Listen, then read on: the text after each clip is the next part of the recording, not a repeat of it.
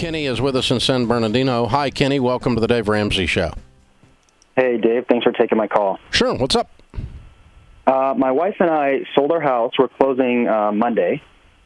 And we had this crazy plan to take the equity out of our home while the market is like really bloated here in California and wait for it to, we're going to rent our in-laws house, wait for the market to drop and then buy back in. But I didn't know what to do with our equity in the meantime. Maybe you had some advice for me?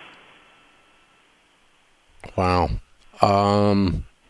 Problem is we don't know when your market is going to crash enough for you to be motivated to jump back in. Right. If it waits 10 years, it won't crash enough to come down to where it is today,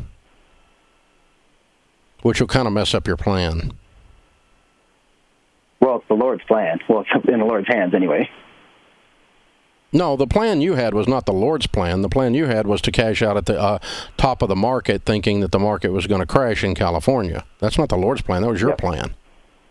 Right. Okay. We're not blaming this on God. No. Okay. You're taking your best shot at something.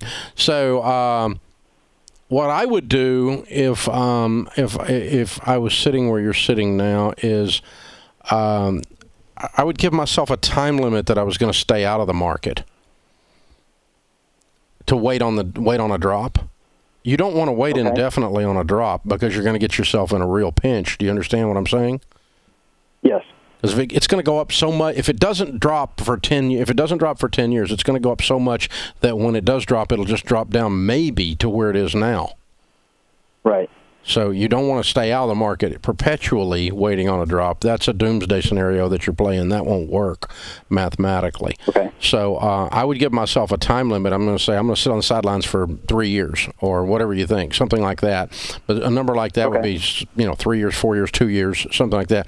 And if you're going to be under 5 years, which you need to be on this scenario, I think, you probably don't need to invest the money or at least all the money, because the stock market could be down at the time you're trying to buy. So how much money are we in this, are we talking about here in this equity? We're going to get about $100,000 in equity, and then we're going to add our $20,000 we have saved up besides that to it, so $120,000. Okay, so if you invest that in mutual funds, and let's just say for easy math that $120,000 made 10%, it made $12,000. Okay, if it did that 3 times over 3 years, you would make like $45,000 investing in mutual funds. Okay, if you did however, it could go down, and your $120,000 could turn into turn into $100,000.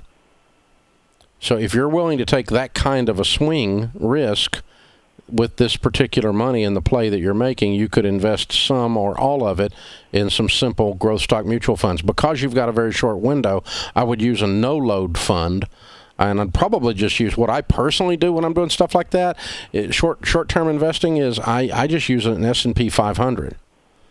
Just a simple, like, go to Vanguard or somebody like that and just get an S&P 500 fund, a very easy purchase, kind of a no-brainer. And it's going to do whatever the stock market does, though. Okay? So the stock market's up 0.5% today. That's not bad, If it did that every day, it'd be a great day, right? The Dow's sitting at 26,000.